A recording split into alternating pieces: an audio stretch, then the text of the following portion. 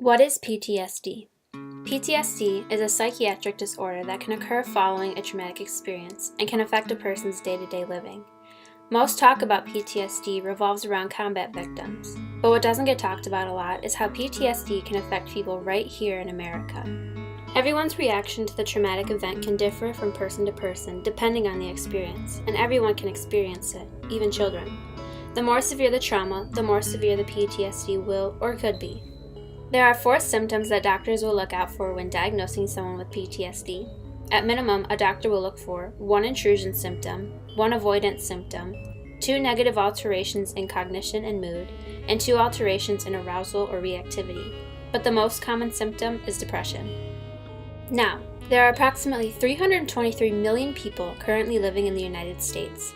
Of those 323 million people, roughly 226 million people will experience a traumatic event at least once in their lifetime.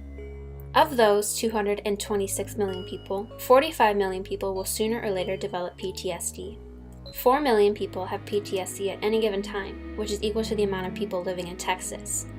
Women are also 2 times as likely to get PTSD compared to men. 1 out of every 9 women develop PTSD after a traumatic event. The first step to getting better is to seek help.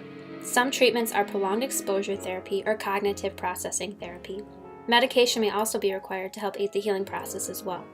But together, we can spread the word that you are not alone, and that being in the military is not the only root cause that can lead to PTSD. PTSD affects everyone, not just the person experiencing PTSD.